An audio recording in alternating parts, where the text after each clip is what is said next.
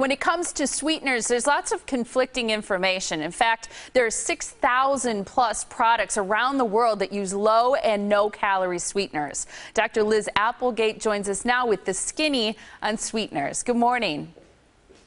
Good morning, Molly. How are you? I'm doing great. Thank you. So many foods, products out there that are using these low-calorie, no-calorie sweeteners. And I think people wonder, are they good for me? Is it going to catch up with me, cause cancer later in life? Those are lots of good questions, and actually many that I receive as a professor at UC Davis. First, let's address the safety issue. These are the most heavily tested ingredients for use in foods currently. So that means aspartame and sucralose were rigorously tested, over 200 safety studies. The American Heart Association, the National Cancer Institute deems these items as safe in our diet, and actually the National Cancer Institute shows no connection, critically evaluating the research, and no connection with cancer. So these are a few facts that consumers can maybe breathe a sigh of relief and say, oh, okay, they aren't just tossing something into my beverage. This has been evaluated carefully. Are there some that have been evaluated that you know are not safe for us?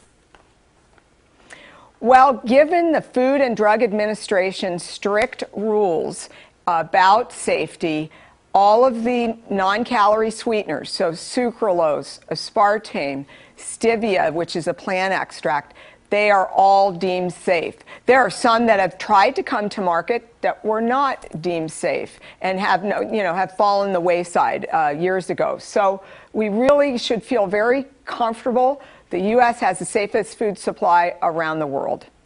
Which ones are the best, in your opinion, if someone's trying to lose weight? Well, all non-calorie sweeteners can be used to lose weight. Now, this is a question I do get, and people have to be aware of how to use them. If, for example, you were taking in added sugar in the form of a beverage, you could opt to do a diet soda and save about 150 calories.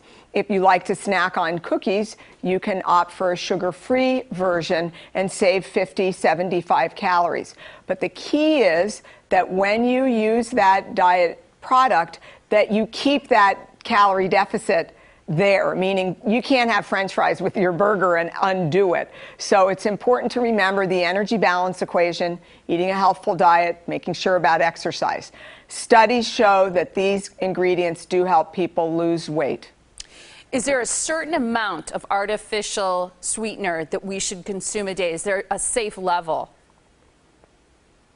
Well, there are levels that are set that we actually have a name for. It's called acceptable daily intake. It's set by some of these safety groups that are not modified by industry, and it's actually a level that is still considered safe, but a recommendation not to go over.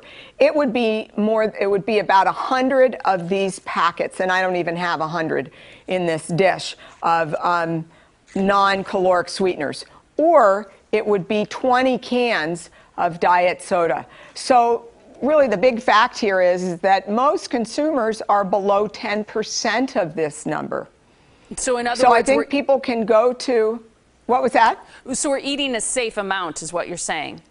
We absolutely are, and there's more about safety on caloriecontrol.org that people can really look at some of these studies, know more about the safety and how to use them. Thank you so much for joining us, Dr. Applegate. Nice to have you on the show. Thank you, Molly.